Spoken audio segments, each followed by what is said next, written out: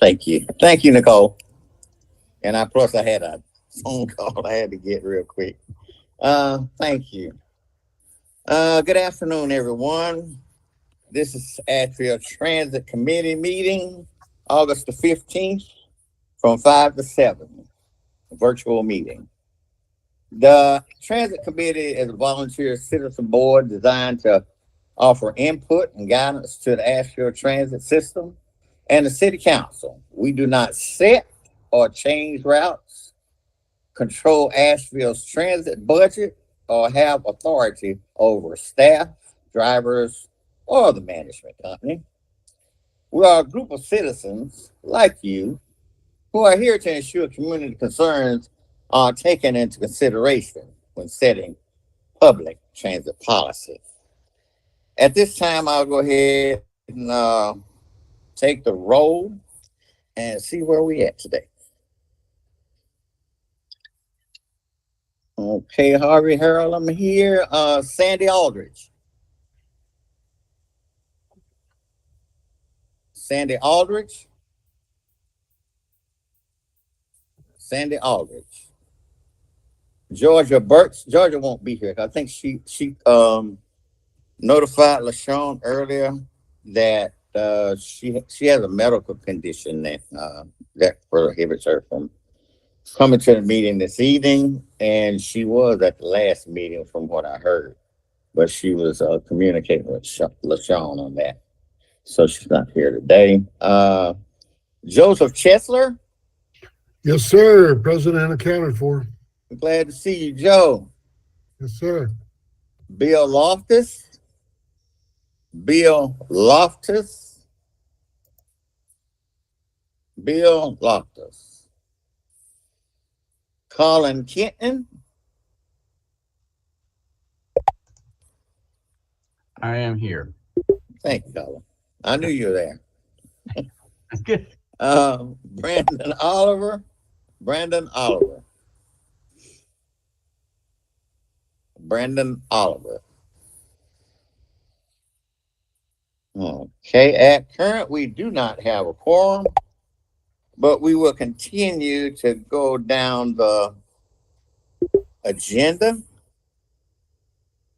And we had a letter come into transit from let me get it right, Sophia Carafaro, and Sophia, yeah, and it came in at 2:37. Nicole put it up for information only to the staff committee members, and it was sent to Catherine, and they thought we would like to look at it, and she wanted to bring it to the attention of the committee as a whole. But the letter was emailed out, like I said, 2:37.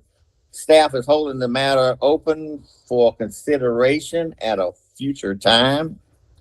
And as I always repeat, all input that we receive from Asheville citizens is valued.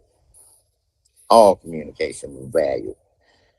Okay, and moving on to new business. Rat Dev staffing update, information items. LaShawn Abraham, new assistant general manager, and Daniel Aiken, new director of operations. I will pass this on to LaShawn, and we can get us a look at Danielle Aiken and we'll see what she looks like. There's LaShawn. Hi, everyone. But I finally see you after months and months. Yes. Yes, I was promoted. I am now the new assistant general manager for RATP Dev, the management contract with the city, Asheville Transit. And Danielle Aiken is taking over my old role of director of operations, and here she is. Hi, everyone. Thank you for inviting me to this wonderful committee. I do look forward to working with everyone to ensure that we continue to have a functional and provide a great service to the city of Asheville. So it's my first meeting, so I might not input a lot, but I am taking note. But thanks, everybody. Oh, that's great, Danielle. It's nice to see you and meet you. And LaShawn, it's nice to see you again. And if Danielle, any other committee members would like to welcome Danielle on board and congratulate LaShawn on her new appointment, feel free to do so. And Joseph has his hand in the queue. good, Danielle. Welcome to the team. I was just curious, could you give us a little bit of information about your background, if you wouldn't mind? Yeah, sure. No problem. So I did start out at Transit when they were under First Transit in 2015 as a driver. And I moved to a dispatcher under LaShawn. And then I became a route supervisor. When they switched management, LaShawn was promoted and then I became lead supervisor. In 2019, I left and I became the director of operations at a local company. And then upon LaShawn's promotion to assistant general manager, she and I were able to connect again. And she showed some interest that she would like for me to come back and resume the role that I had before and work in partnership with her. So I'm back. So I have a lot of history and a lot of knowledge of the transitions between the management companies over the years. So I'm here to partner with LaShawn and assist her to build this transit system. Great, thank you very much. You're welcome. And welcome. Okay, is there anyone else that would like to welcome Danielle on board? And this is Bill. Welcome, Danielle. And Harvey, I want to tell you, I'm on now. I was a couple minutes late. Sorry. Thank you, Bill. We have a quorum now. And I would also, anyone else would like to give any comments?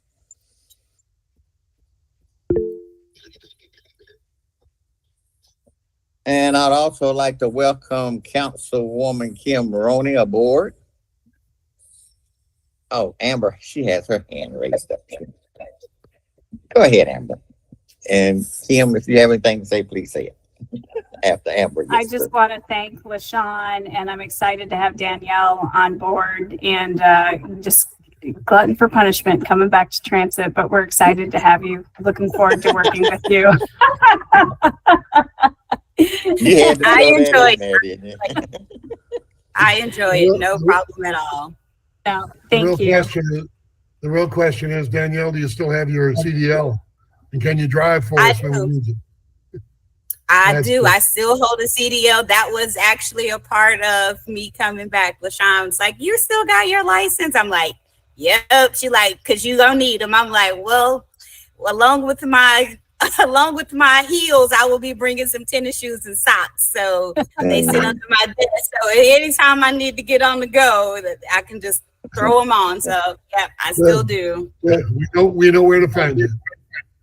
Yeah, for sure. And I know LaShawn is saying, I'm glad I got Danielle now. I can go home. And she does. Yes. I know LaShawn, she be out there. She done came in early work already at 9:00 at night. She's still out there battling the system. I said, wow. And still back there the next day.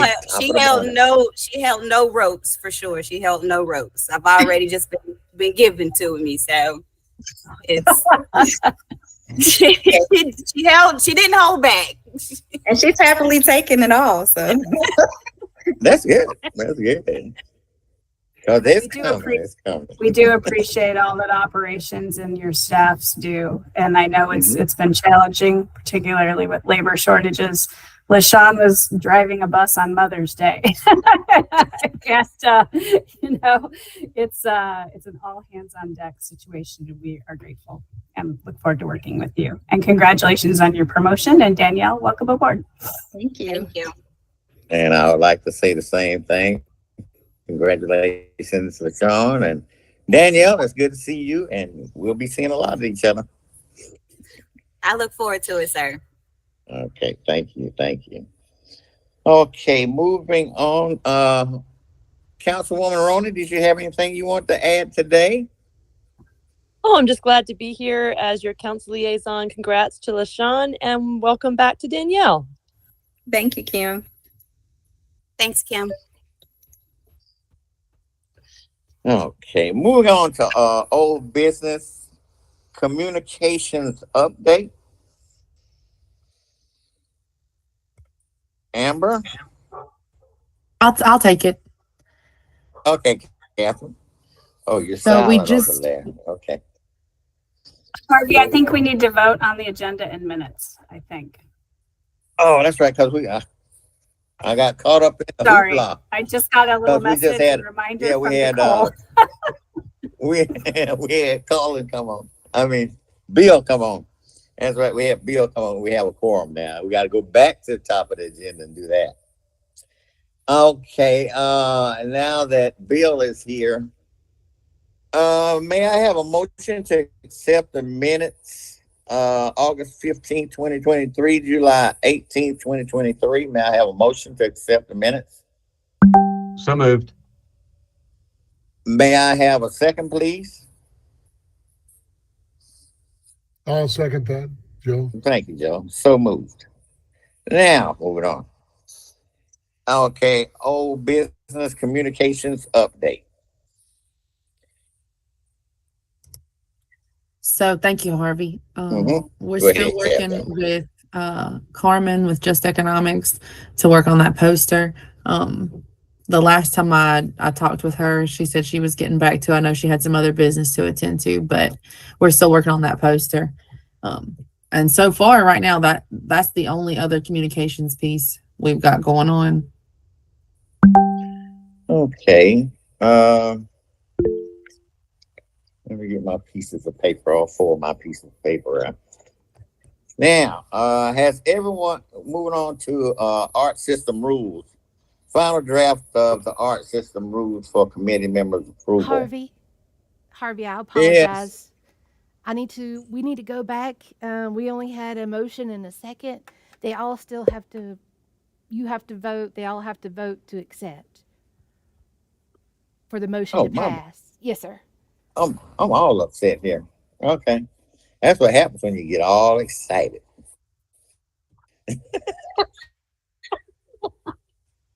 I hadn't done that one before. Okay. May I have a committee approval, a final vote?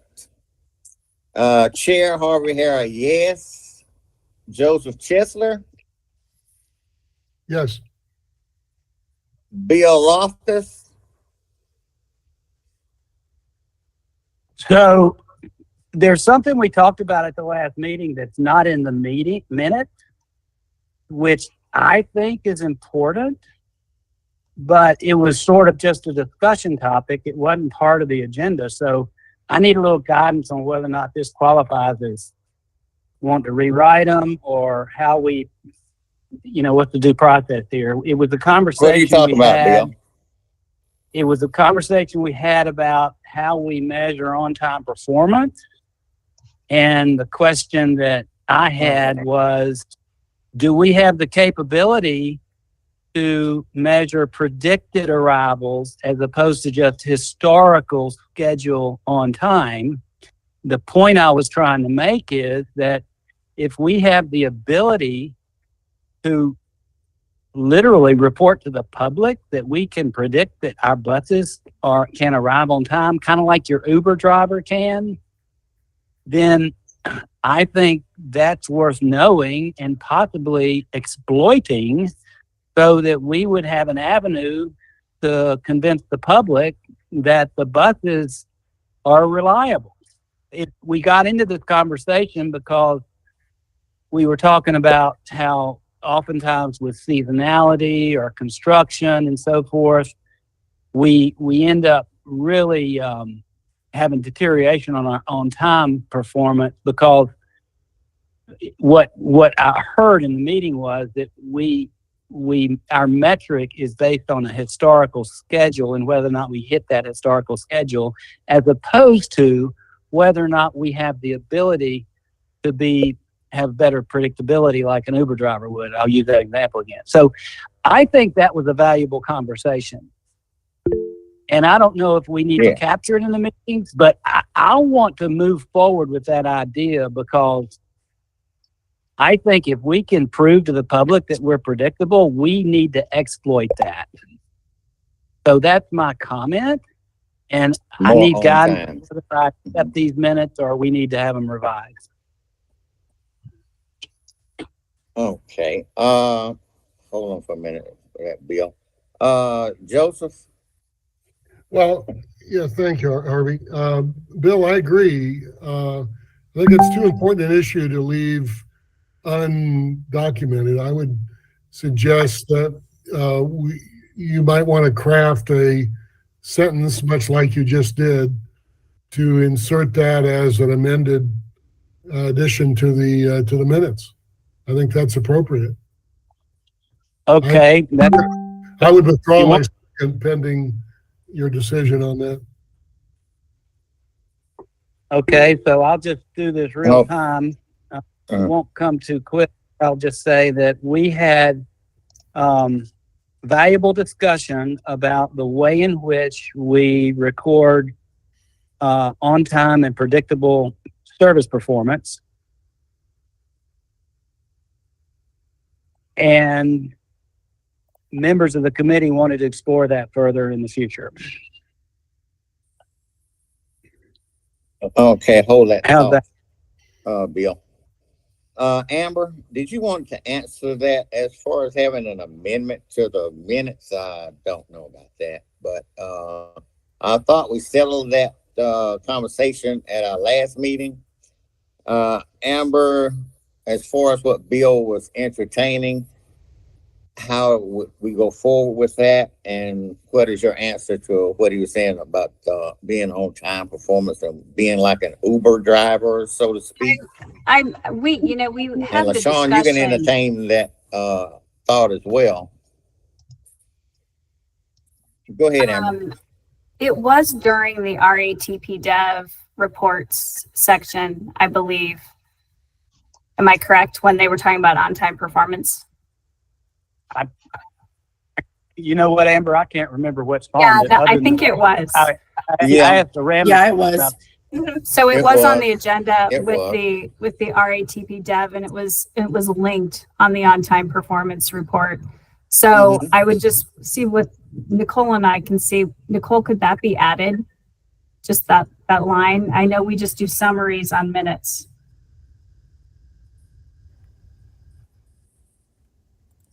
It's So by recorded- adding, It's recorded Yeah. in the transcript, transcript and on the YouTube video.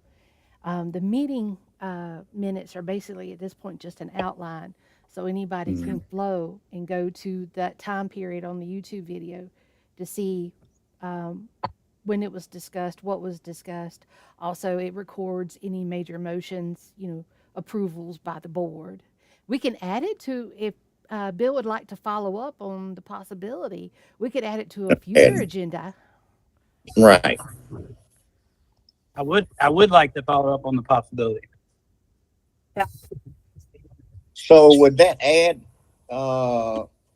any how should I say this? Would that increase the on-time performance any by adding it to our agenda? Trying It would to be be- like an Uber or whatever? Is that what you're It saying? would be a different, Harvey, it would be a different metric. It's, since we've historically captured on time, I would recommend we don't not stop doing that. But it suggests the ability to keep a metric that's more public sensitive, because people would be able to access information that could say, in a real-time basis, when is this bus going to arrive? And we could measure ourselves that way as well. That's the exploration that I want to do, because I think that would be very valuable to be able to communicate to the public and let them know that, guess what? It's safe to ride the bus because you're going to know when it's going to arrive. LaShawn has her hand up. Maybe So LaShawn can give me enlightenment in this. Go ahead, LaShawn. that is what the apps do. It's giving you the prediction when the bus is going to arrive. So that is real time then. Thank you. That's what I thought as well. That's great. So my position is we need to find a way to publicly exploit that data so everybody knows that's possible. What we report is on-time performance, which is not in our control because it's affected by peaks and it's affected by constructions and all that stuff. The thing that you just mentioned, that's very much in our control. We're controlling every bit of that. And because of that, we're highly predictable.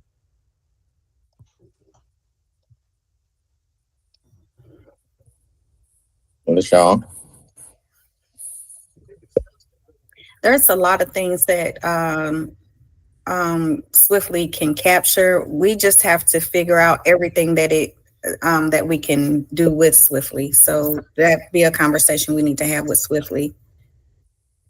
Yeah. This isn't an attempt to try to solve it right now. I want to keep it in motion so we perhaps can solve it and make a better system. Okay, yeah, we can address that from month to month. Amber? I think this is something we could just add to the agenda for the next time, so to keep it on the radar and so we can have further discussions with Swiftly on, we do on an annual basis, they give us our prediction rate and the percentages on the predictions when they hit the real time. So we would just have to see if we can get that like on a monthly basis, and there likely is a report that we're just not pulling, but we would just have to research that avenue and kind of check to see and kind of work through how we would market that. Yeah, great. Okay. Okay. Colin has his hand raised. Yeah, I would just like to I guess from what Bill was saying, it's a good idea because it's a good potential to see how we can market, and better market ourselves as, using the app or using the call, you can have better predictability of, and not When the bus is going to arrive. So I think it'd be a great idea. So, how are we listed under, let's see, monthly updates? How are we listed on, how are Nicole listed on there, on our agenda? Well, what I would suggest, Harvey, Amber, is just for the Amber. Okay. I think we can work on where, and then I'll let Bill communicate. We can work on building the agenda for next month and find a place for it, likely in operations, or kind of when we're looking at our statistics, the reports, maybe just include something there so then we can discuss it as an agenda item. Yeah, I like the idea. We won't be meeting next month, but it'll be in October when we come back. Yeah. October 17th. And we'll have it listed on the agenda on the monthly Rat Dev reports updates. Sound good?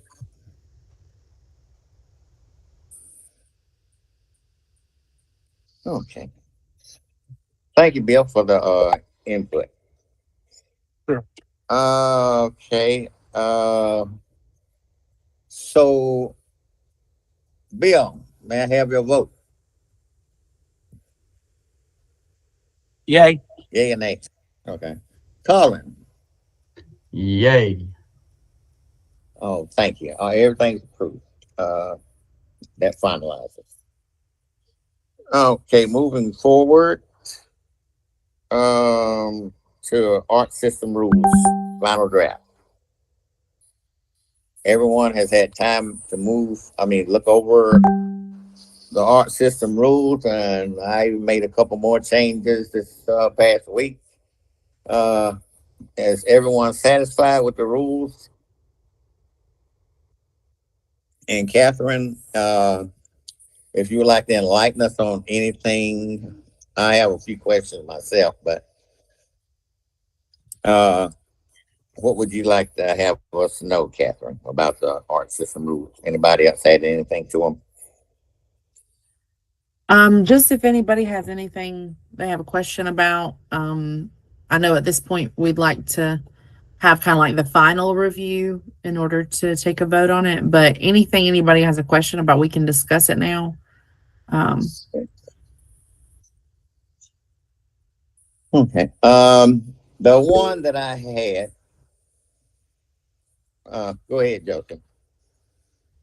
No, I just wanted to know what your comments were. That's all. I think we should, I think staff has done a remarkable job. I think this ought to be moved out of committee today and move forward. But unless you have any, well, again, I would like to hear your comments. Do you have more? Yeah. Like I said, in the rules as far as the we'll have, say, index cards. I don't think that's been, I don't know, it's not clear in my mind exactly how that would work. I had heard that the drivers would have the cards, and today I heard the drivers won't have the cards. As far as giving the individual when they are given a citation on the bus, I was informed that drivers would not have the cards, and supervisors, staff, dispatcher, they would issue the card to the person. And then the other thing is this: what if a person is put off the bus and say they're in Black Mountain or there? They have a violation that does put them off the bus and they're in Black Mountain. How do they get the information, the card, all of that? And they're banned from the property, so to speak. Well, I'm okay. So LaShawn? LaShawn can explain that a lot better than I can. I'll let Okay. her do that. Go ahead, LaShawn. So right now, if there's an issue on the bus, the drivers are picking up the radio and calling for help. So they're calling for the supervisor to come out. If it's a situation where the supervisor have to come out, and I don't want to issue a ban immediately without seeing video to see who was right, who was wrong, before the person is completely banned from the system.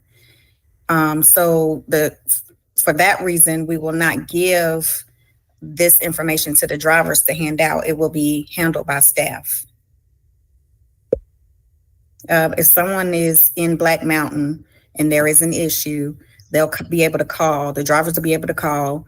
If it's something simple as, the bags can't be on the seat, that can be something announced over the radio through the private system, just directly to that bus, for the person to remove the bags without having to kick them off the bus. Okay. Also said was a violation of level 3. How would they handle that? The same way they would call supervisor. For all things, the drivers are to pick up the radio and place the call. In that case, APD, would they be called as well? Yes, APD, when they on level 3 only? Yes, level 3. To that severity, weapons or something like that on the bus, yes. The supervisor will come out as well.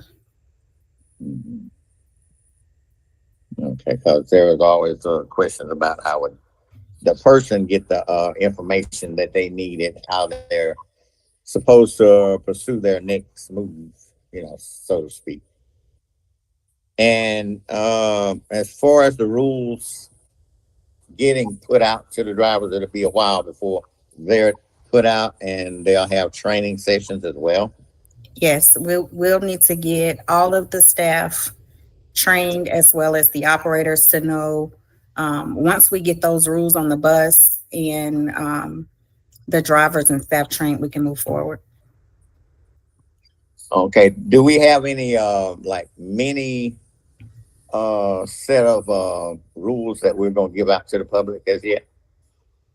No, we don't right now, because it's such a long document that we don't want to cut any of it out yet. Well, we don't want to cut any of it out, but I know there will be pieces that will have to be shortened to be able to fit on something, but we have to put that in the 3 languages. So we want to make sure however much space that's going to take up, we have the space available, and that it is still very clear what the rules are, but maybe not necessarily that long of a document on the bus.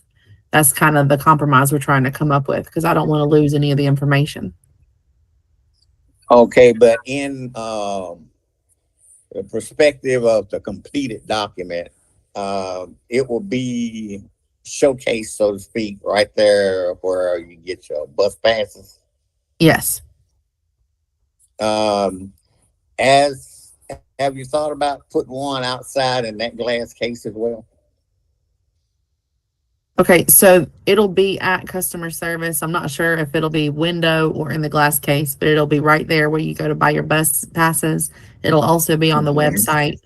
And when we do determine a shortened version somehow on the buses, the QR code will link up with the website and we'll have the URL included, just like we added to the maps. But we're also going to provide the rules to all the organizations that get discounted passes and anyone we work with the passport program, so that anyone who is given out some kind of a pass also has the new rules. And hopefully we can work out something to do some training sessions with them as well to get the clientele informed. On the buses, the QR code will link up with the website and we'll have the URL included, just like we added to the maps. But right there, we're also going to provide the rules to all the organizations that get discounted passes and anyone we work with the passport program, so that anyone who is given out some kind of a pass also has the new rules. And hopefully we can work out something to do some training sessions with them as well to get the clientele informed. On the buses, the QR code will link up with the website and we'll have the URL included, just like we added to the map. They can take it with them, but we're also going to provide the rules to all the organizations that get discounted passes and anyone we work with the passport program, so that anyone who glass right there where you talk to the dispatcher at and you get your bus passes, and there's several people right there reading it, and there's other people are coming in trying to get the bus pass, asking dispatch, when does this bus come in? When does that bus come in? We can have a bunch of people congested right there one time. That's all I was saying. We can go look over there and see if there's a better spot. Yeah. Okay. I just didn't want to be too, because dispatch has a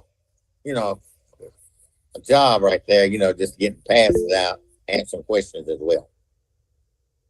Yeah. Amber, you're in the queue. Go ahead. We'll take and we'll look at the best spot for it. I do agree with you, Harvey. We don't want to bottleneck it over there. So if we can put it behind glass in another location, as you indicated, that would probably be ideal. I think we just have to look at the space requirements and see if there's enough space there.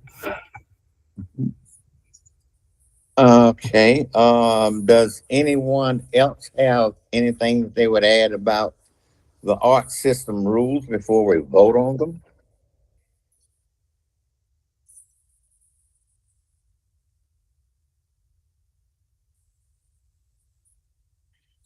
Well, I move to make, let me see.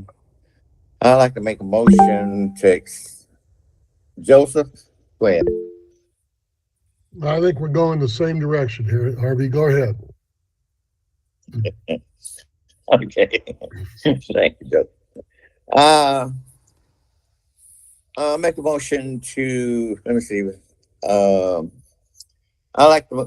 I have a motion to accept the art rules, the system rules as they are written? May I have a motion for that? Joseph? I move to accept the art system rules as written, as in their final version. Thank you. May I have a second? Second, Bill.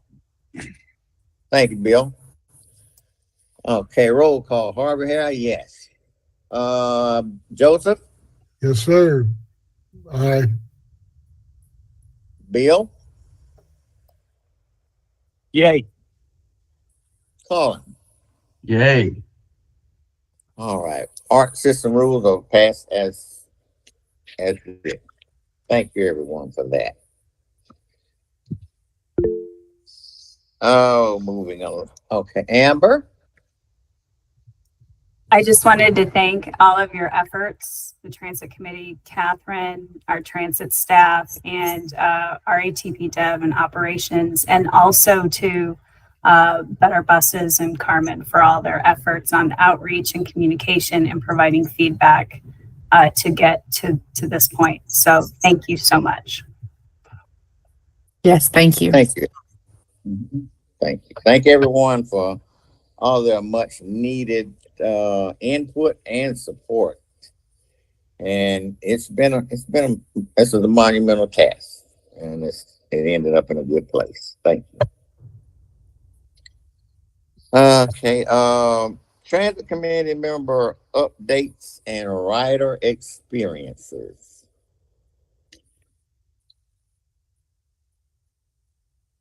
Do we have anyone that would like to give their rider experiences or updates or anything that they saw on the bus route while they were riding this past month?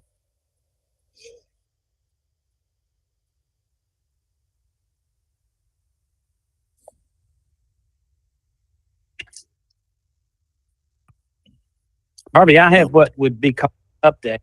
It is not a rider experience. It's something I wanted to communicate with the committee about. Go ahead, Bill.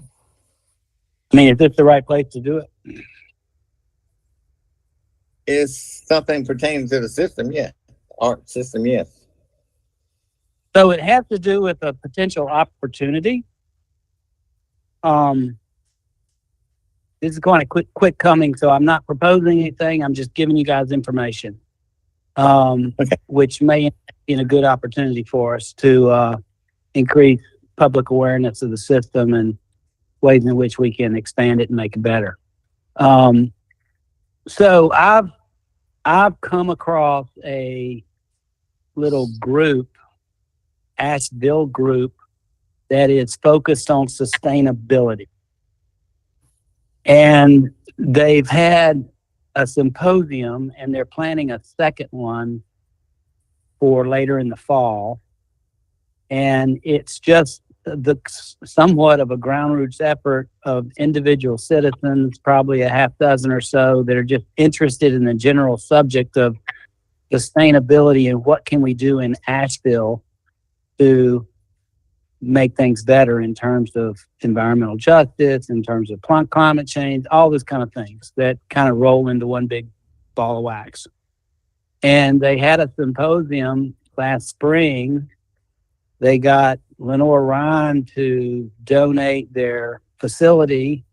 They had no idea how many people would show. They were thinking maybe 15 or 20. They had over 100 people come to this meeting. They had some speakers on what can you do with solar. They had some speakers on tree canopy. They had some speakers on historic preservation. Anyway, they're in the process of planning more of these things. And like I said, they've got one planned in the fall. And I was invited to the planning session. And so I'm just learning about what's going on, right? And this coming one, they're going to have a number of topical tables that have to do with various sustainable topics. And one would be, this was pretty cool. They've got somebody coming in that's an expert that knows about all the funding that's available from the Inflation Reduction Act that was passed last year in Congress. And there's funds available for us to do things like put on solar panels and city stuff. And there's all kind of stuff. And they've got one on tree canopy, and they've got one on environmental justice. And But anyway, they've got all these topics. And what occurred to me as I was listening to this conversation was there's nothing more sustainable than getting people invited into the transit system. I mean, the more cars we can get off the roads, the more sustainable our planet is, our city is, and all those kind of great things. And so I just took a crazy, raised my hand and said, listen, I've got a topic for whenever you're ready for it, I think. And I think a symposium of 100 to, who knows, by next year it might be 300 people. If we could get in front of hundreds of Ashevilleans and talk to them about how the transit system works and how it's good and how it can minimize your use of car and how it can get you to where you want to go, these ideas about predicted performance, the ability to use an app that was just, I'll guarantee you very few people in Asheville know that there's an app they can click onto and know when a bus is going to show up. So anyway, I just said, I believe our committee would be interested in sharing what we know about how transit is good for Asheville and let that be part of this symposium, not this fall, it's too late. But what I'm suggesting is that this is an area where we could have an impact. It's an area where we've got, I don't know when the next one will be, probably half a year out. We got time to plan, but I think we could put a great face to a small section of the public. I know we wish we could sell it to the 90,000 people, but if we only have 200 or 300, 500, so it's what we can control. But I think it would be extremely valuable for us literally to go through the process ourselves as a committee and say, okay, what's the speech we want to make on transit in Asheville, and translate that into how we would conduct a 12-minute conversation with an interested group on sustainability and how transit can be a public good. So my suggestion, I wanted to share this thought with everybody. My hope is that everybody thinks this might be a good idea for us to get involved in. And what I'd like to suggest is that in our next meeting, we have a chance to talk through this idea and see if we want to put some meat behind it and make this something that we want to try to aspire to do. So that's my comment to the group. Thank you for that, Bill. I know what I would say, but Amber, did you want to say anything about what Bill was referring to? Putting our feet out as far as, being a committee. I like the idea of promoting, I like the idea of promoting transit and what it is, and a 12-minute elevator speech, or just the benefits. I think we need to get a little bit more information in terms of it, but we can provide and assist you all as members of the committee to discuss it, and we can come up with ideas. I think we just need I would need a little bit more information and make sure, what resources would be needed. And if we can provide you all resources, if the transit committee takes it on as an advocacy role, I mean, I would just have to take a look at it. But I think anytime we can market the efforts and the positive things around transit and in our community and what it can do to the members, I think it's good in terms of sustainability. Yeah, thank you, Amber. That's the same way I was going. Joseph? You're on mute. Thank you. Bill, great idea.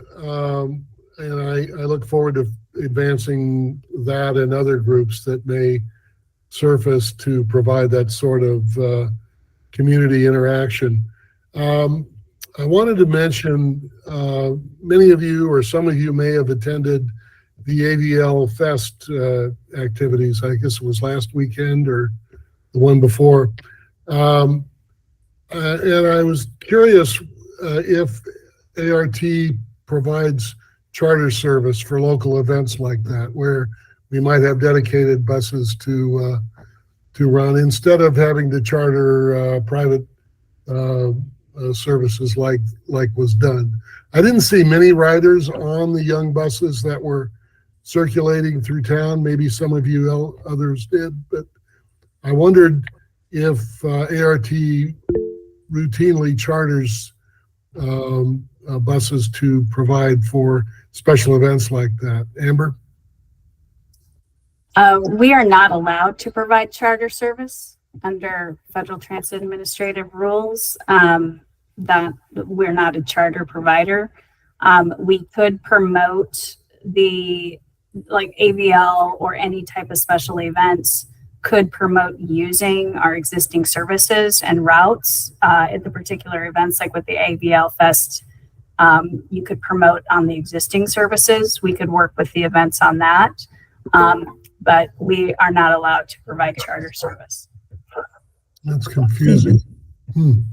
What is the, if I may, Harvey, what is the reason for that, Amber? Is it just a restriction in the law, or is it to promote or avoid competition? Is that avoid competition for private entities who are providing the service, because we're a public entity. And that's a federal requirement? It's charter. It's called charter rules. It was done in the 70s or 80s. Okay. Hey, Amber, Thanks for that clarification. I just saw it as an outreach opportunity to expand the knowledge of our system to both locals and visitors. If we had some existing park and ride lots, you can also promote those, but you can promote the existing services and the events that are on those. We can provide some services to local elected officials that are doing a tour, but we are not allowed to do charter activities. Thank you very much. Colin has his hand up. Thank you, Amber. Amber, can I ask a related question? This is Bill. Colin, hold it, Bill. Colin was up. Okay. All right. So I understand, the charter rule, and that makes sense to me.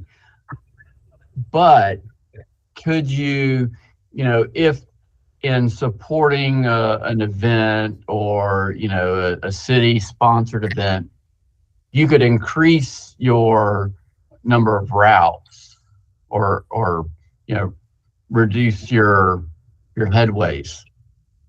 So if say, you could increase route N1 to be every 15 minutes to support if there's a big event going on, potentially. That we would have to work with leadership and city manager's office and directors, to see who would provide the funding for that additional service. Right. But I'm saying that, all you're doing is just, we're going to run in one every 15 minutes because of this, we are 100,000 people downtown. So you have to find how to pay the drivers. How to fund it. Yeah. No, we can market the existing services. You could increase the frequency. Yeah. You would have to find an avenue to pay for that. So, okay. So there are some. There are ways, and we can work in other cities. I've worked with folks that have done that for events that they want to do something or add frequency, and we've been able to do that just within our existing service structure. And we've had to, an organization would pay for it, or a business. Right. What you can't do is change the sign to say charter and saying, we're only picking up these people and moving them from here to point A to point B. I can't do that. Nope, I can't do that. I can't, or make a new route for AVL that goes to all of the venues. We can't do that. Yeah. Thank you. Yeah, no, thank you. Okay. And getting back to what Bill started as far as the sustainability and everything like that. It's the same thoughts that I had, Bill. I was invited by this company that has been they invited Asheville as far as parks and recreation. We have big parks and recreation here. But I was invited to a group of 10 people from an outside agency to be in this in this group. But until I had some information as far as, bringing it to the committee, I couldn't bring them anything. But I also plan to champion as well for, transit in that avenue, as far as getting people there, getting people from there. I always do that because transit is first thing in my mind when there is an event in Asheville. And that's going back to what Paula was talking about and Joseph was talking about as well. But for events happening in Asheville every weekend, just about. Roads are blocked off going towards the courthouse. The buses have to take a left at the top of the street up there. It's, there are a lot of things that, go on in Asheville. Y'all to come out on the weekends and see those things. But, they don't make any special route changes or anything like that for these different, OLA, Juneteenth festival, all of that. The routes just stay the same. And just like Black Asheville down in the River Arts District, there are no special things that go on, to take people down to the River Arts District. You get out like a mile away, or 3/4 of a mile away, and you walk the rest of the way, But, as far as champion for those events, I have championed for those events. But it's a good thing to do. And I like the way, I like the direction that you're talking. And I appreciate the conversations. Amber?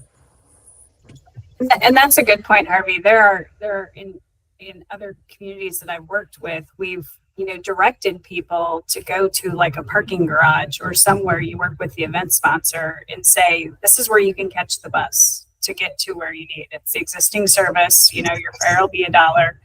And these are the easy access points that'll get you to the venue. And they can utilize the service, but we can work with events like that.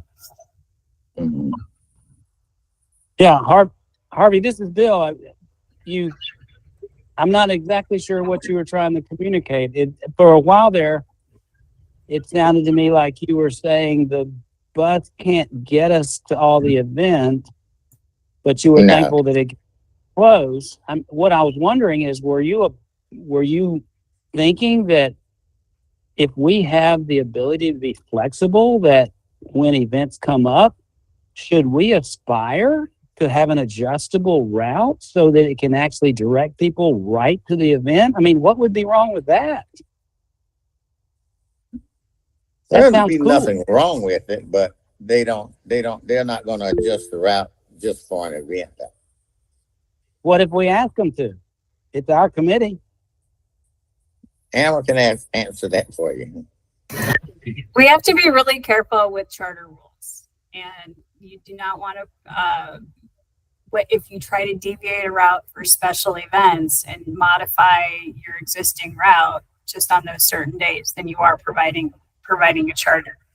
So you have to be really careful and look at, the requests. From my knowledge, I don't believe Asheville's ever deviated or Art's ever deviated a route to hit an event. I mean, we can discuss that, and I can look at what's been past practices, but I just don't know if that's occurred. Yeah, I understand it may not have occurred, but you also just said, I think you said, that other people do it.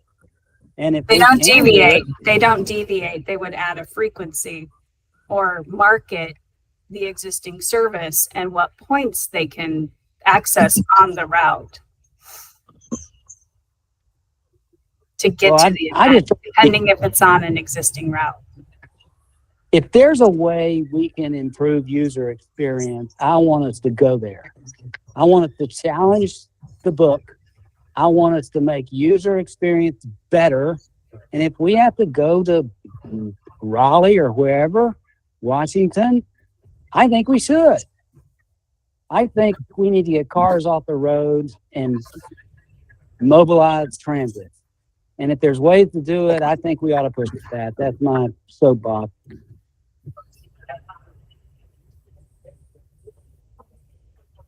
think that comes with, in theory, that will work.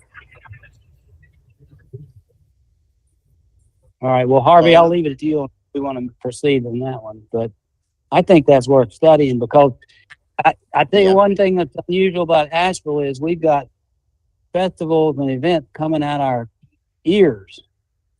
Every day, every week. The way we had any flexibility in our public transit system to mobilize resources to the point of an event and not call it a charter service, we should pursue that. I'm championing with them on that. Amber, can you take that up?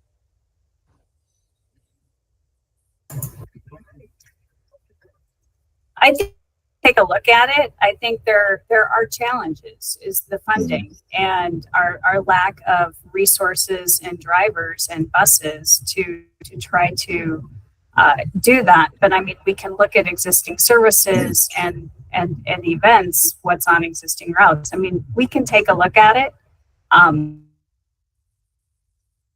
Well, I tell you what, if you're saying that, but there would have to be, funding as make sure good on regulations. Well, it's the regulations that I think is the biggest concern. Funding is people have money, resources, those are solved. For a festival. Yeah. Regulations are hard to solve, but Same funding service. and resources. We'd have to take a look at it. Funding. Resource. You're frozen. Amber, you're frozen. On my screen, anyway. Okay, Colin? Because I can't hear Amber. Thanks, Harvey. Yeah, Amber was getting a bad connection there, so it was kind of coming in. Yeah, she was froze out. Yeah. And so another thought is, so Asheville is a popular place for festivals. And as Bill said, we got festivals coming out the years. And yeah, there's a festival every weekend, probably. We can't deviate from our routes. And I don't, purport to know how Asheville government is run. But I imagine that to have some sort of a festival, you may have to get some sort of permit, maybe through the city, and I don't know what the permitting process is, or if anybody can just say, "Hey, I'm having a festival this weekend," and it's an anarchy festival or whatever flavor of the day festival you're wanting to have. So that being said, if anybody is having a festival and they're getting permitted to get a festival, I'm wondering if there's a way to plug in transit in the permitting of the festival to whether you're encouraging them to support additional, operations or including transit in their marketing information. So I think kind of going to what Bill is wanting to do and, wanting to better market and better encourage, maybe there's a way that can go through the permitting process in permitting festivals. So, not deviating from the routes, but finding a way to encourage usage of transit as a part of the festival permitting. So.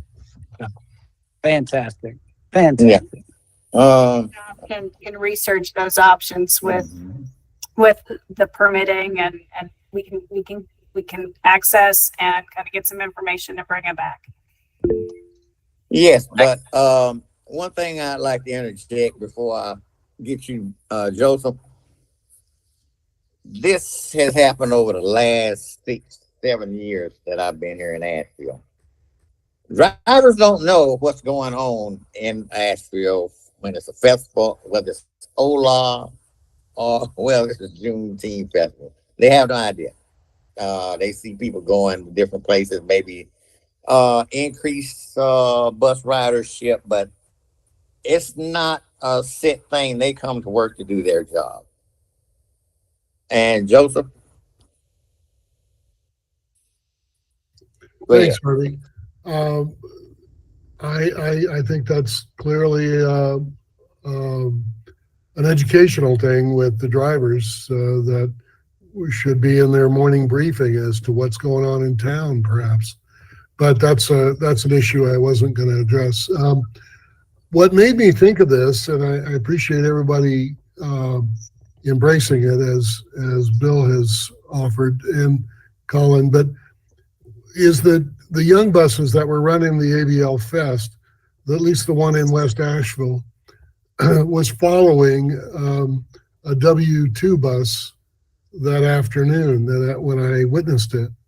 There was nobody or very few people on the young bus, and the W2 had probably 15 people on it. And they were going the same way. And it was limited pickups along Haywood Road, one pickup, I believe, in West Asheville.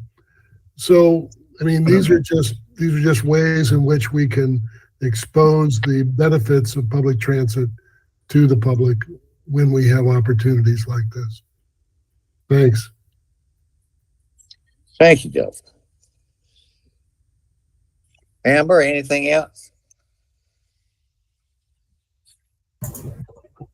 No, I think these are all good ideas that staff can take a look at. And I mean, if we can work with events to promote our existing services, I think that promotes the services and gives our public additional access to these events. Yes. Thank you, Amber.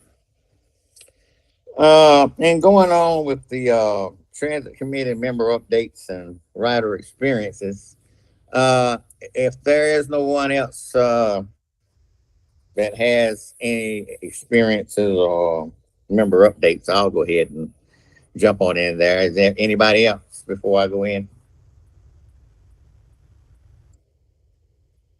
Okay. What I like to say, I went over this before, but one of the drivers brought it back to my attention because I hadn't went to the Walmart on Bleachery in quite some time, but yet still a WE1 rider going up to the VA. But she brought to my attention that when the bus leaves the transit stop right there at Walmart and proceeding on its route, before it gets out of the Walmart parking lot, that colonnade, there's a traffic intersect before it gets to the road, and it should be something like a 3-way stop sign, 4-way stop sign right there, because the driver is looking all the way around from traffic coming from Kohl's, traffic coming from that parking lot, traffic coming from Walmart, traffic coming from the that colonnade right there. They said it was really dangerous. And then when we got to the end of the road, there's no stop sign right there. There's a truck sign. Trucks this way. I believe that's what it says. Trucks this way. Truck exit, I believe. Truck exit. I don't know. And I brought that to staff's attention before and I lost the thought. But right there, it should be a stop sign right there at the end of that parking lot. The bus stops, everybody else stops right there, but there's no stop sign right there. And then there's a road coming straight down. Okay, LaShawn? Right there at that intersection there, there is it used to be a stop, the word stop in the street. And they just recently repaved, thanks to the help with Nicole of trying to get the lines painted back. And they must just didn't put the word stop back on the street. Yeah, because it's a white and a black sign right on the right at the end of that road, and there's no stop sign. But like you said, it was printed on the road. Mhm. So would you check into that? And because, like the driver said, it's very dangerous right there. But, it just needs something to say somebody stop, and then the part that's back away from that, LaShawn. Do you know what I'm talking about? At the roundabout. No, the buses came out of the roundabout and stopped and picked up the passengers. Oh, And when it's proceeding before it gets to the end of, where it stops, coming out of there, there's traffic coming in at least straight mhm. toward the stop sign. But there should be some kind of sign to the right and one to the left for those people coming out of Coles to stop, or people that's coming from the colonnade over there to stop as well. But I, like they said, it's just dangerous right there. But they're very good at looking, for traffic coming out of there. But sometimes people will shoot in front of them. Harvey, my apologies. I'm trying to figure out exactly where it is that you're referring to. So this is the entrance from The the roundabout. roundabout. You got the bus stop over Mhm. here to the left. You keep going to this little mini mall, and here's Walmart on the right. Where are you referring to? Go to the bus stop. The bus stop is on the right. Okay. Okay, keep going. The bus keeps going straight. Yeah, keep on going down, on down, on down, on down, on down. When it gets into that open space out there, keep on going down. At the back Okay, end of go through that. Coles. Or you're right in there, right at that spot, right in there. There's see, nothing. It's something coming from the left, from the right, and they're going straight. Gotcha. They said that's a dangerous spot in there. Yes. And then when you get on around the corner, that's when you run into the no stop sign at all. We can make the Thank you, Tom. request, but we can't guarantee. It's a private parking lot, Mm-hmm. and so we don't have the authority to make them put there. I can reach out and mention it to them that they may want Okay. to avoid collisions. But I know what you mean. I live over in Oakley, and people do come flying through there, and it's like whoa, whoa, whoa, whoa. So Too late then. They yeah. done zoom through there. And people do not use, a certain amount of speed. They like to zoom through there. But like I said, that's one concern that the driver had. She had that concern. Okay, thank you, Nicole. And let me see. This will be Danielle's first time. Danielle, I can give out a shout to these drivers. Daniel, Chris, and Cornbread, and James, Tammy, and Dee. And I'd like to give a shout out to those drivers for being exceptional drivers. As far as giving directions at the transit station to people that don't lost their way. They don't know where they're at, so to speak. But I see them from time to time. They just Johnny on the spot, and if they have time to give people a education, they'll stop there and they'll do it for over 5-10 minutes if they have the time. But I've seen them do that over and over again. And then when we were going down Patton Avenue before we got to Haywood Church last week, there was a couple there, and they had all kind of clothes bundled up like you had a big sheet tied around their clothes. And being an experienced driver, I'll get to her in a minute. She noticed them before she got that. She said, I'm not picking them up. I'm not picking them up. They had that and other things along with them, with the stuff tied up in a big sheet and they're throwing it on the back. But it's quite, what a sheet looks like and full of clothes. And the observation that she made before she got there, she told them, I'm not picking y'all up because you bringing bed bugs onto the bus, with all those clothes and that tied up thing, and it was just sitting on the street right beside them, and she just made the decision right then and there. That's how we get bed bugs, and people take them home, lice and all that, to their homes. And she made the observation, and that was Tammy. She didn't let them. She told them before they even tried to get on the bus. And I thought that was very commendable because it didn't look too clean either. But they were choking their clothes all around. And that's what I like to say about my drivers. And I love my transit, as I always say. The next thing that I was going over some things with LaShawn, and I found out that she might correct me on this. We have 57 drivers. One of the drivers was entertaining thoughts with me as far as we got enough drivers. We have enough drivers. They felt as though we had enough drivers. And are they planning on extending the routes? And at night and things like that. I said I have no idea. I said I can check with LaShawn to find out. But they ask me questions like that because they feel as though I'm in the know. And I come to find out that we have some of the drivers have quit. We have 57 drivers now. And the other thing that I found out is we need more buses at the current time. We currently don't have enough buses. And LaShawn might say I'm right on that, and might say I'm wrong, but that's what I got. 57 drivers, and we need more buses at the current time. And I also was sad to hear that one of our bus drivers passed away.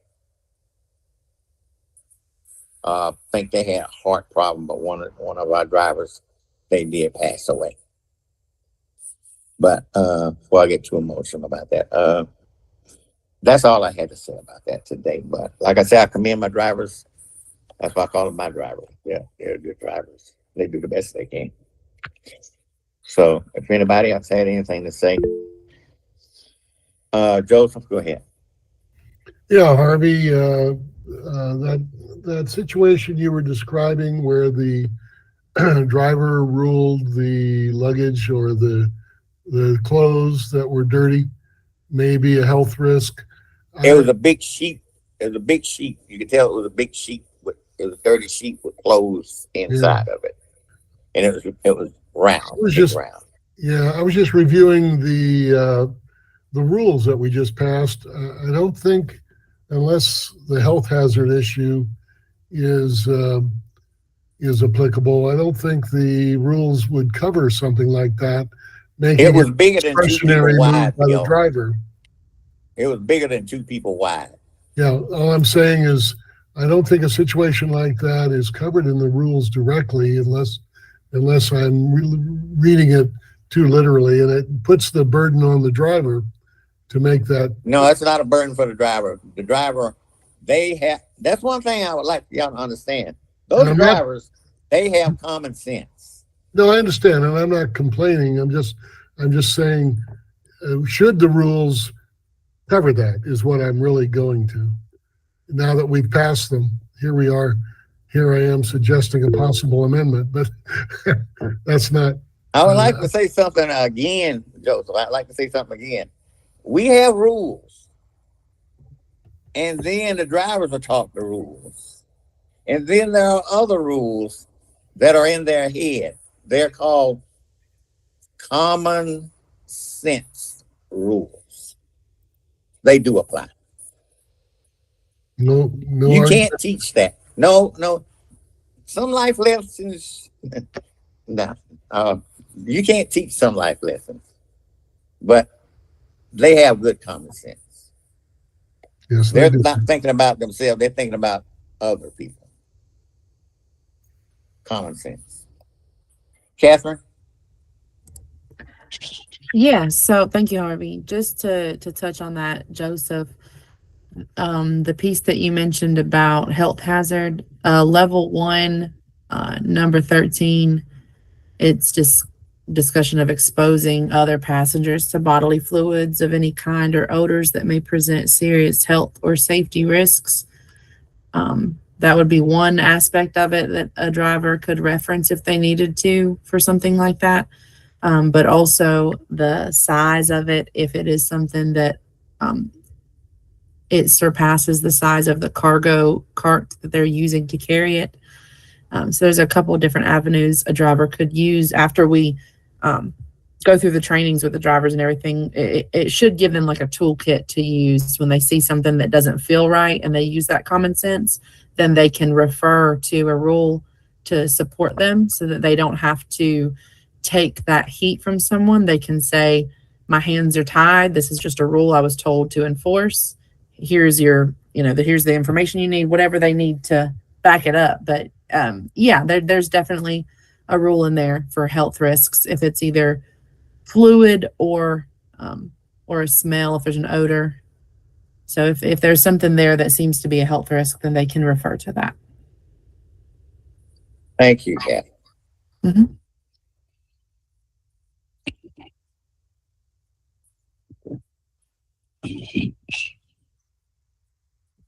Anything else from anyone on a other committee member, please?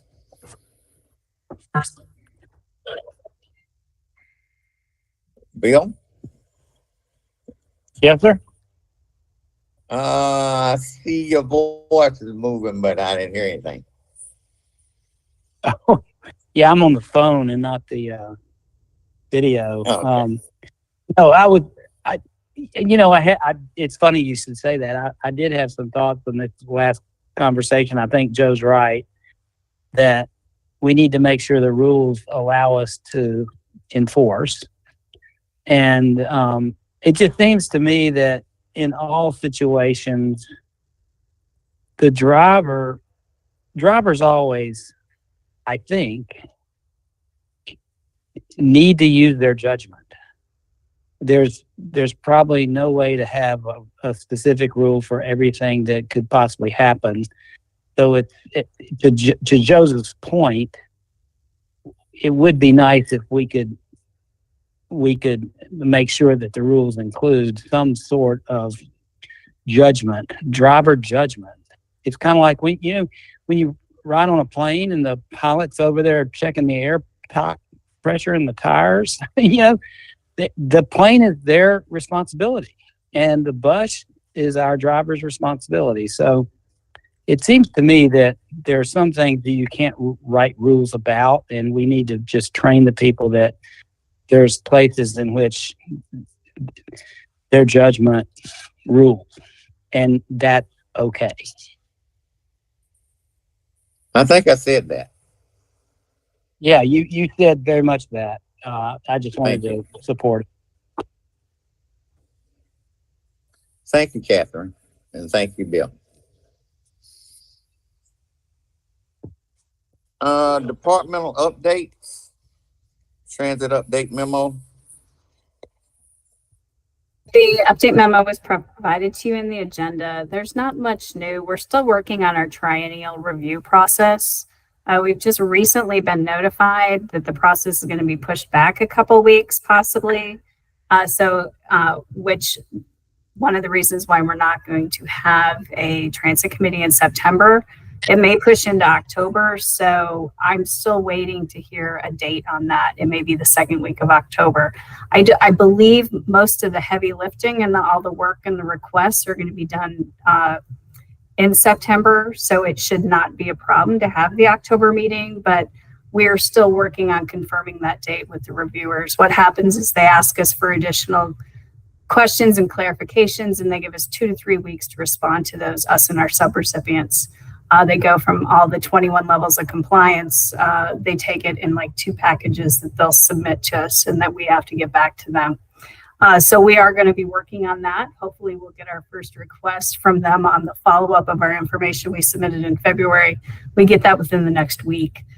We'll provide any additional updates that we have that might conflict with our schedules. But that staff's time will be spent majority of that time in the upcoming month.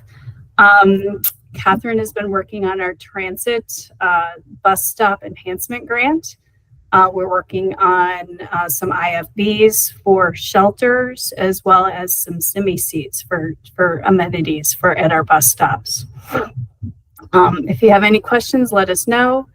Catherine can provide any additional information on the bus stop enhancement if needed. Okay. All right. Joseph has his hand raised. Yeah, Amber, I was just looking over the report, and in reading the FTA review summary, you refer to, in the second sentence there, reviewers look at policies, plans, system processes, and compliance activities of the city of Asheville and its 8 subrecipients. Who are the 8 subrecipients? That's surprising. We provide funding to the urbanized area. There are 5307 funding, which is the urbanized funding, and that goes to Buncombe County, City of Asheville, Henderson County, Madison is just 5310, and Mountain Projects, which is in Haywood. And then we have our 5310, which is the elderly and senior funding. It's funding for the disabled as well as seniors. And we have nonprofit subrecipients such as Council on Aging. Nicole works with them. I can't remember all of them, but there's a list of them. There's 8 of them that we monitor on a quarterly basis, and they provide reimbursement requests, and we have to make sure that they comply in the same areas of compliance as we do as direct recipients. Thank you. I just wanted to see if you were awake. The 5307 subrecipients are easier. It's some of those nonprofits that sometimes they submit applications, and those applications are done through the MPO. They provide the selection criteria as well as make the selections, and then we provide the compliance and oversight and the money for these programs. And sometimes some of the programs are funded annually, and sometimes they're not. So it just depends on what the agencies apply for. Thanks very much. Yes. I appreciate that. Okay. Thank you, Joseph. Thank you, Amber. Thank you. Okay. I'll write something down. Give me a second.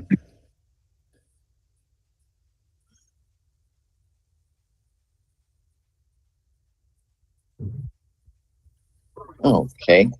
Moving on to monthly Rat Dev reports update. Last month,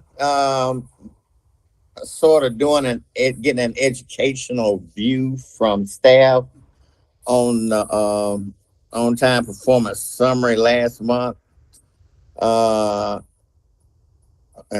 the on-time summary reports and the Rat Dev report. We went over those in depth just to give an education to the committee members, and found that to be very educational for all concerned.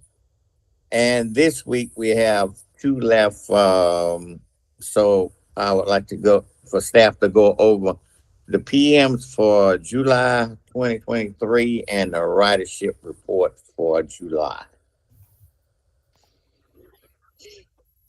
Okay, so the PM report is the number of buses that was serviced for the month of July. It shows you the bus number and what was done to each one of those vehicles during the month or during the service. July was 21 services done. 21 buses had services done. Was there any questions on the PM report? The PM report, that's what they do to each and every bus, right? Yes, when the service is due, Okay. for the vehicle. They pull it to Mhm. perform the maintenance on it. Okay. I noticed on the new buses, well, at first the brakes were kind of testy, and now, especially on 2349, it has a horrible sound when you put on the brakes hard. Just absolutely terrible sound. They call that, it's a brand new bus, and they call it Snoopy already. So when the It got a name for a brand new bus. I said, really? Yeah, the buses are new, and so yeah, the brakes are. They just got to be get used to the new brakes on the buses. But yeah, they'll get. Yeah, but they just sound terrible for a brand new bus. I said, really? I haven't heard of the sound 2349. You said. That's what they call Snoopy. They got some terrible sounds coming out of it. Yeah, if you had to stop that bus like right now, that's a horrible sound. But when you ease the brake in, it's okay. But if you have to make that stop, that's a terrible sound. Yeah, I'll take a look at it. I'll have John take a look into that one. But all but the new ones, they got sounds to them. Yeah.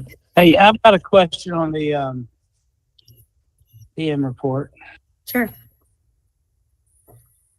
So it breaks down the cost, Mm-hmm. and the cost reads as if we're paying hourly labor charges for this service. Is that correct?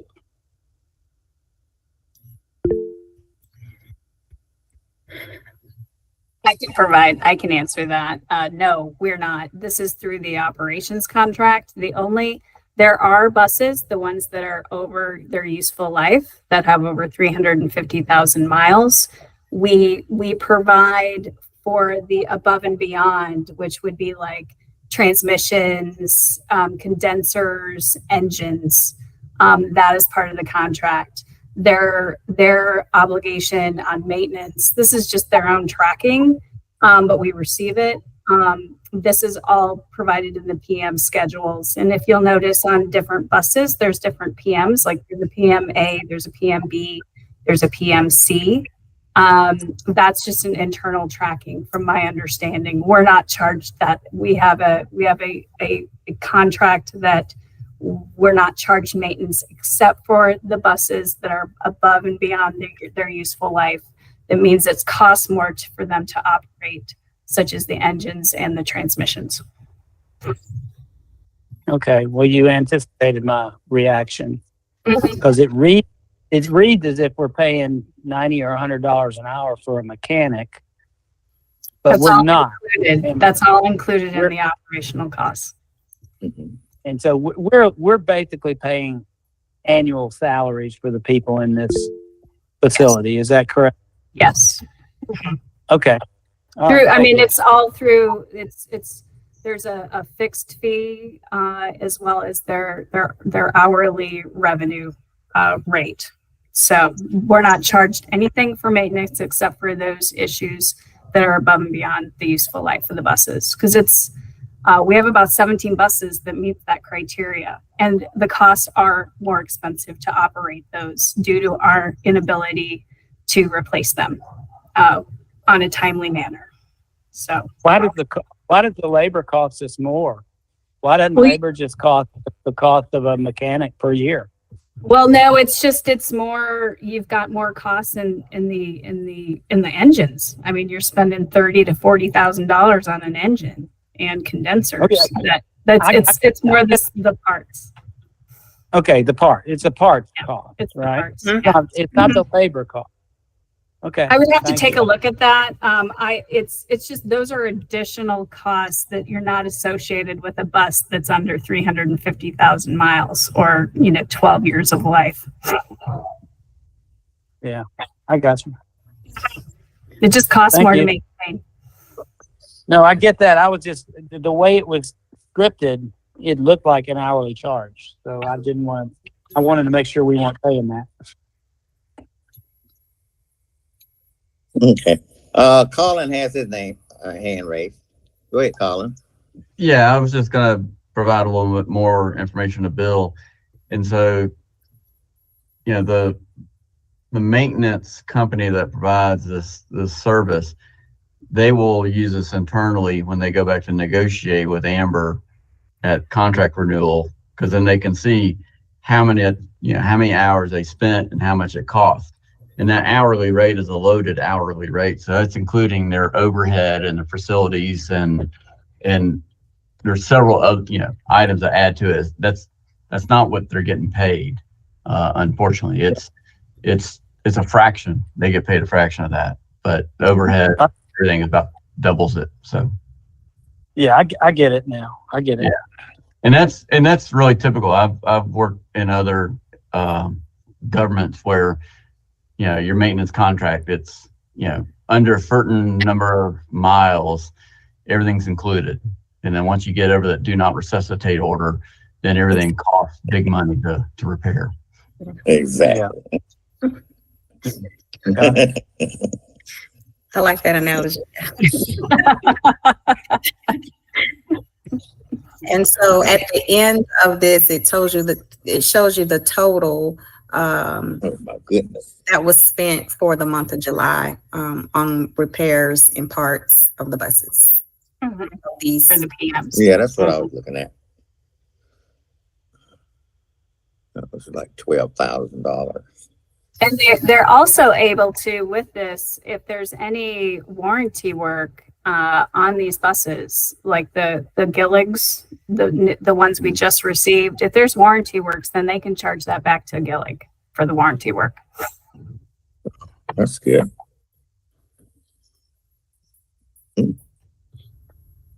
So So that's Next. work that they performed while the warranty was still on it. If there's something like we've had some issues. It's just there's always little issues when you purchase the new equipment. So when they find those and they're able to take care of them within their own maintenance department, they take care of them, but then they get billed back to Gillig yes, or to whatever the bus manufacturer. All right. Thank you. Appreciate that. Thank you, LaShawna. Thank you, Amber. you're welcome. And I appreciate my committee members' input. Okay. Ridership report.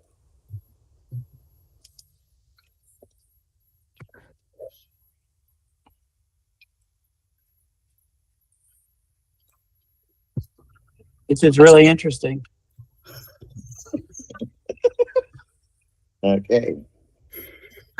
So this ridership report is for each bus for the month of July, and how many people that were picked up Mhm.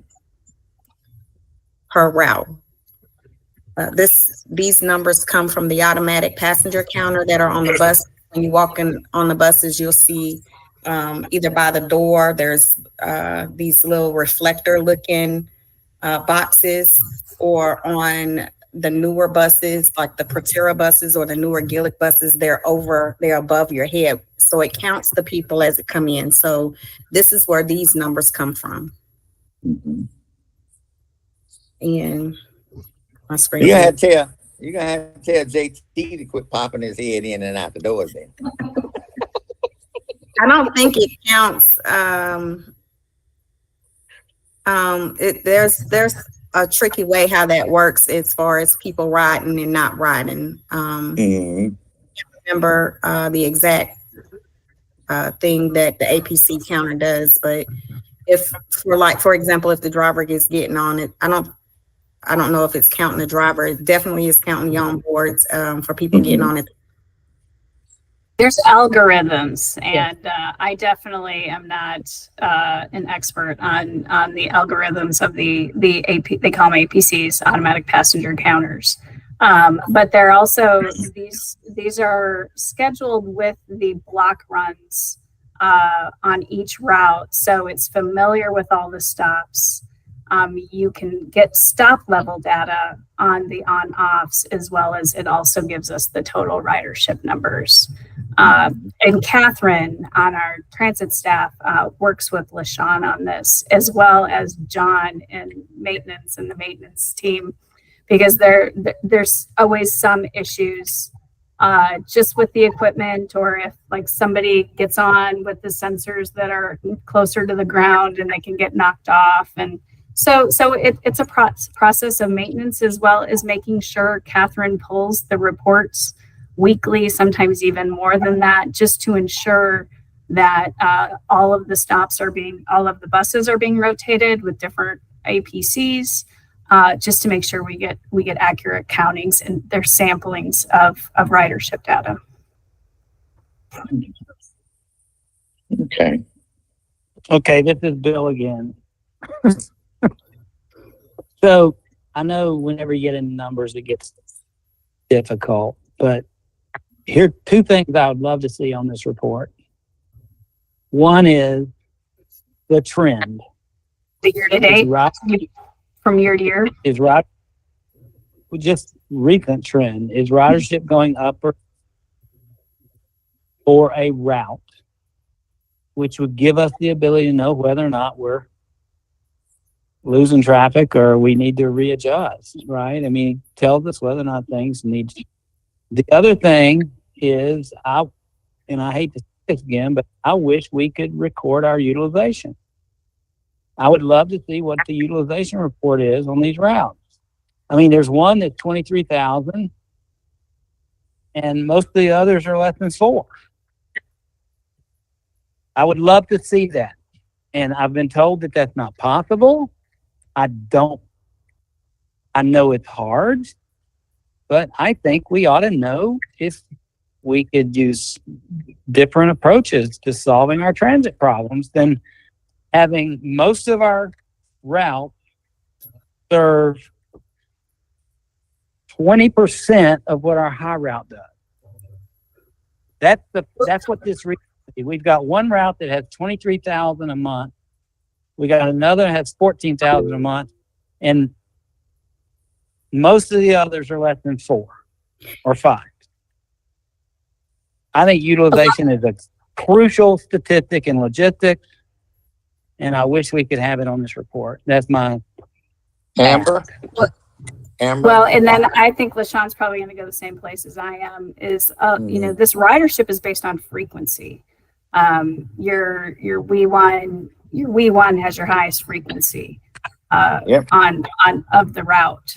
The others are lower frequency.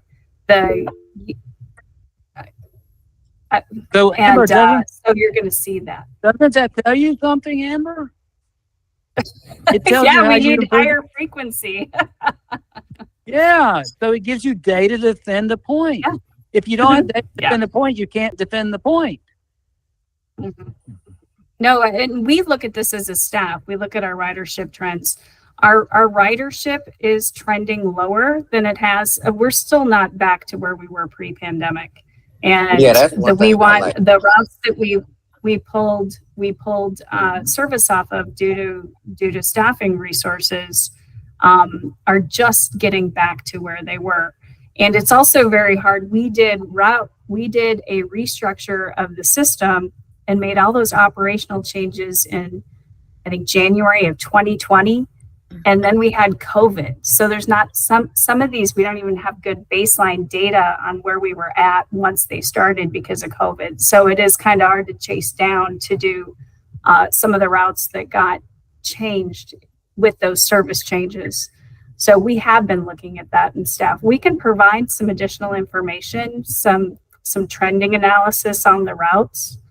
And I believe that's been provided to you in the past, and that's something we can do again.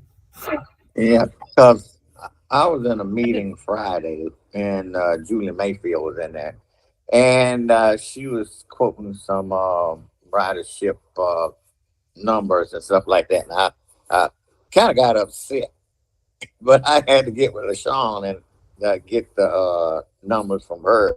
But come to find out, she was on point as far as what Julie was on point as far as what she was saying. Because before COVID, we had something like 40,000 ridership and now we're down over 20,000 after COVID. Yes. Yeah, Well- we're down 20,000 after COVID. We can do a route.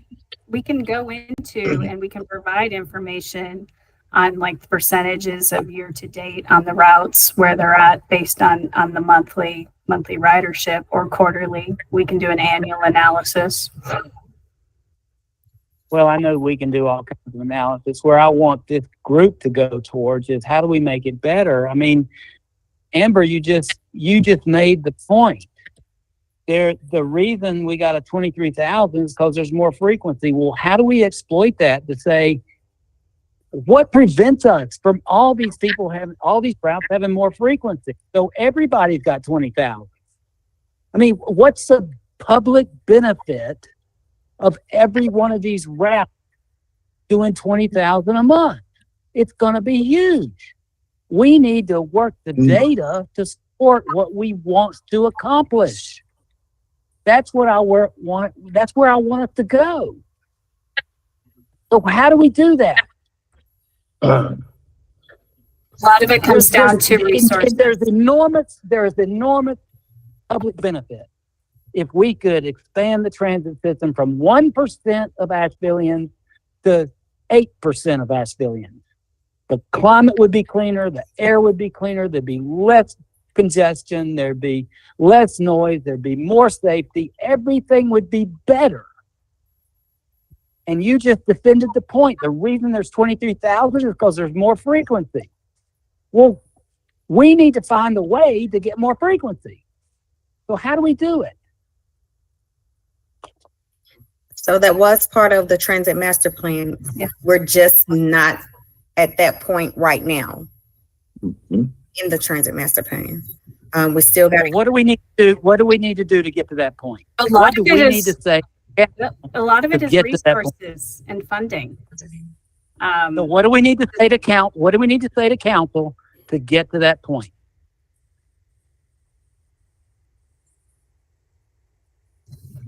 That was part of the joint county and city transit plan was going to answer some of the questions on it. And the master plan gives us the information and it provides us a path forward. Where we're seeing it is the limitations of resources for capital for the buses. Because if I add frequency to all these routes, I'm going to have to increase the fleet. So it's capital and it's operational. It's the drivers. And as I understand it, most of the capital is paid for by the federal government.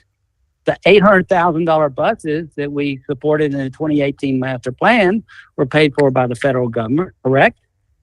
We have 17 buses that could be replaced right now, and we Yeah, do not have federal funding to provide that. And we pay 20%, but okay, I'm gonna get off the soapbox. I just think we need to find a way to make this happen. We have 2 buses programmed for this year to replace with local funds. And why can't we get a bus for 200,000 instead of 800,000? That's my question. Well, you can get a diesel bus for 500,000 and you can get a electric bus for about $1 million, about 800 And you can get 900. and you can buy a Sprinter van for 200,000. And it'll carry the 5 or 6 people that are riding on that route. So I why don't we think do things like that? the master plan did not have that, and we also will be looking at probably doing an operational analysis to look at our service delivery and different methods and ways to improve it. And that was one of the plans and the scope of the city county plan that will not be moving forward as of yet. Well, then, I don't know. well, the then maybe status of that. I would suggest we talk in a future meeting about making it a city plan instead of depending on the county to pass money. Because we got a lot of scope within the city that we could work on. It sounds like, Amber, that you agree with. The challenges are funding, and then we have the challenges with we're looking at alternatives for a plan, and it's still being identified what we can do there as a city to look at those Right. operating efficiencies and Yeah. service. And I think our job is to prioritize and make motions to the council that says we need these resources. So you're saying we need resources. What prevents our committee to going to the multimodal and say we need to have a motion to support X number of dollars to make this happen? There's nothing in our governance policy that prevents us from doing that. That, in fact, that's the way it's supposed to work. We're supposed to recognize need, and we're supposed to bring to council recommendations for funding, resources, whatever, and it's their job to say yes or no. So I want us to do more of that.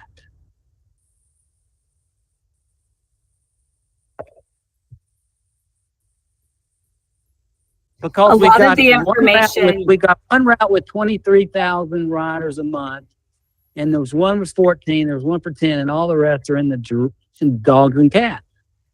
That's not workable. That's not an acceptable solution. If we want Asheville to be a car optional community, that doesn't work. We had, it was before I came on board. I think it was the previous fiscal year. Council did approve expansion to some southern routes, and someone will have to give me a little bit more information. I don't have the specific, as well as evening expansion of service, and that was approved in the budget. But we did not have the staffing resources to provide the funding. I mean, it's still very hard. It's like whack-a-mole trying to get drivers. I know it's hard. I know we've done it before. Yeah. I just think we didn't give up. That's all I'm saying. I think we're all in the same mindset.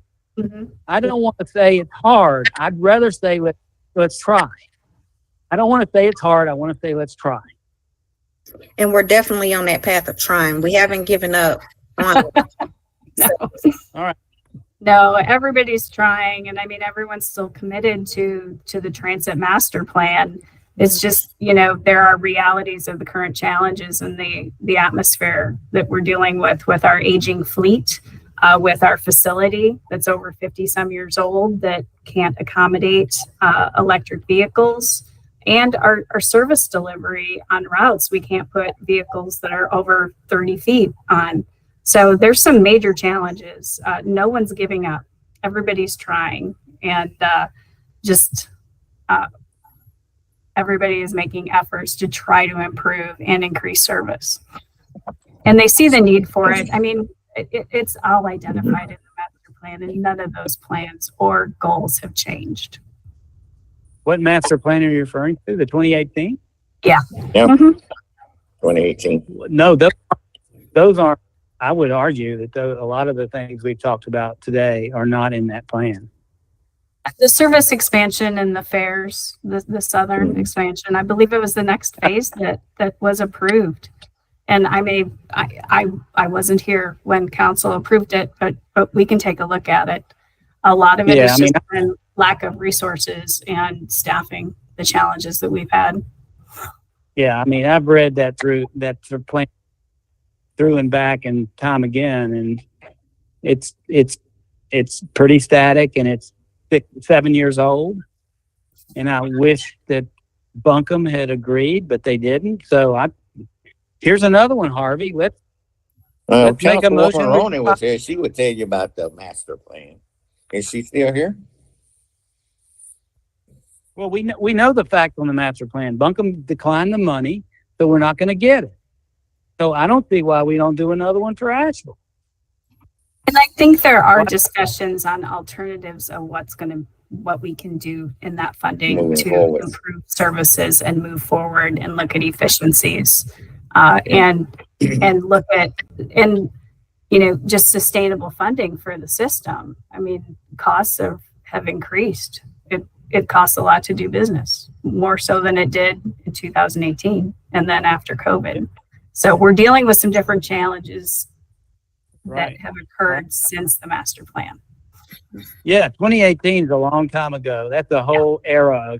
It doesn't exist anymore. It's a new world. We need to do another one. Yeah. Colin? the department's looking at its options. Good. We anxious to hear more about it. Thank you, Bill.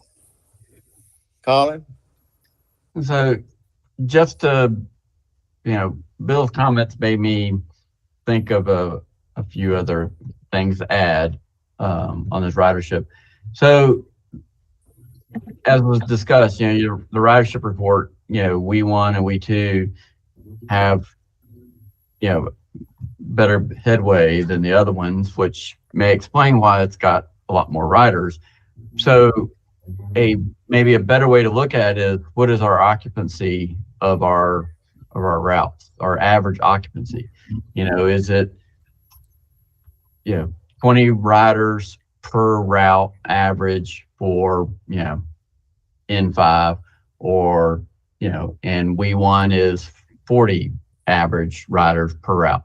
So then you're looking at a riders per route as opposed to the total riders, and that may provide some additional data on what that route means, and how many riders per route are using it.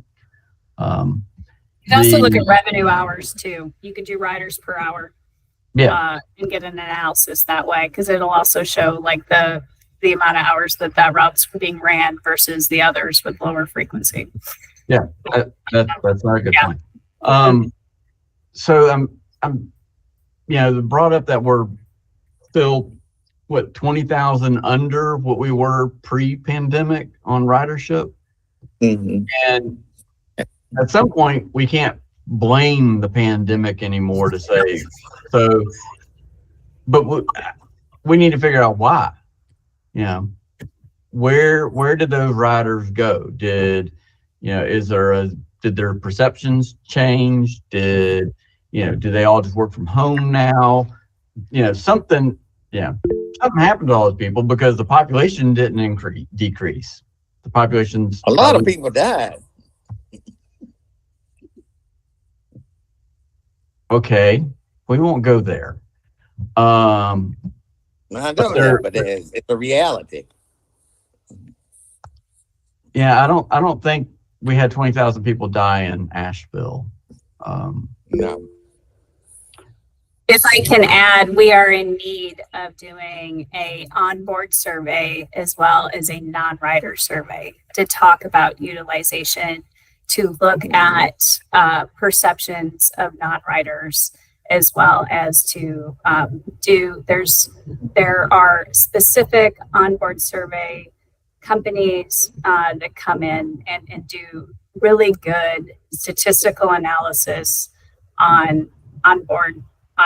They come in, they train folks, and then they do onboard questioning of folks, and you get a better feel of who you're transporting, what the demographic is, where they're going, what their needs are, and then the non-rider survey gives you a lot of information on perceptions and why they're not riding, and why what it would take for them to ride. I mean, so it's good information that hasn't been updated that we need to conduct. Yeah. Because when I talk to people, there's a negative perception on transit. Yeah. And I can only sell people so much on why I ride transit. But I'm not going to be very good at changing those perceptions. But then also with those negative perceptions, there's a lack of marketing.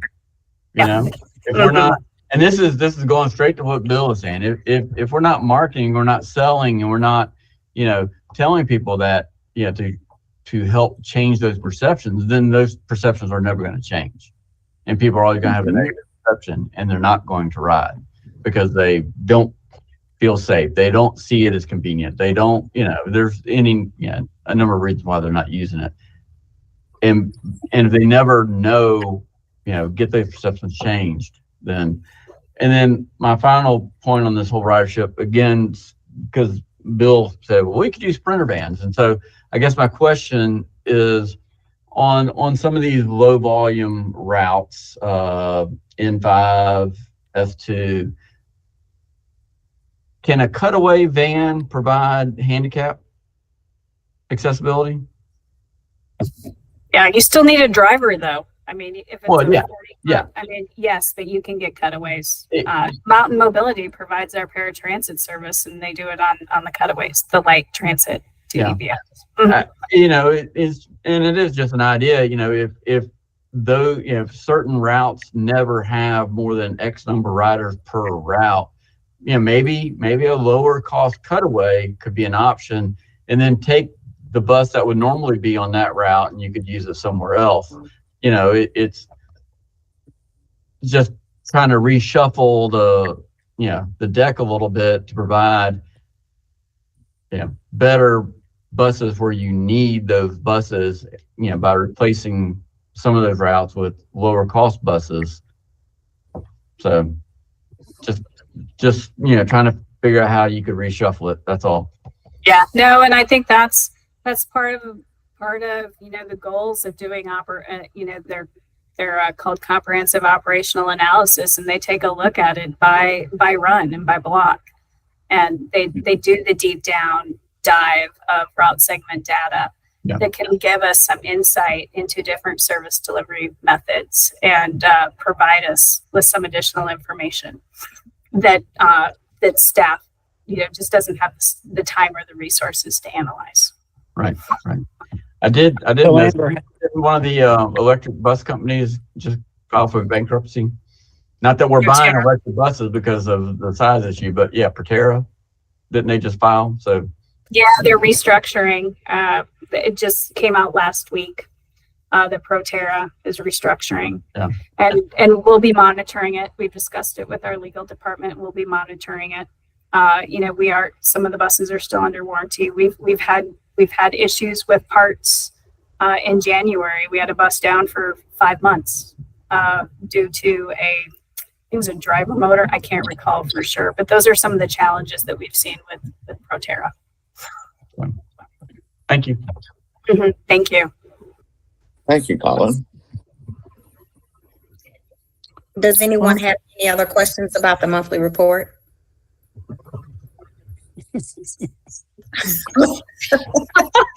Thank you, LaShawn. And thank you, Amber. Now, for I all of appreciate your it. input. You appreciate it. I appreciate everything that y'all done the last 2 months in going over these reports. The education is invaluable. Just love it. And have informal discussion and public comment. We don't have any, do we, Nicole? I think No, Nicole sir. might Just the email that was received earlier. Okay, I mentioned that earlier in the segment, but I can well, I'm not going over that again. Something that the internal mail, look in your email, committee members. Nicole sent out a letter 2:37 this afternoon, and staff, like I said, is holding this matter open for consideration at a future time. And like I said, all input from public is not taken lightly, and it will be reviewed, and all input is valued. So thank everyone for coming. Our next transit meeting will be October 17th. And I'll see everybody then, October 17th. Thank Thank you everybody very for much. coming. Thank you.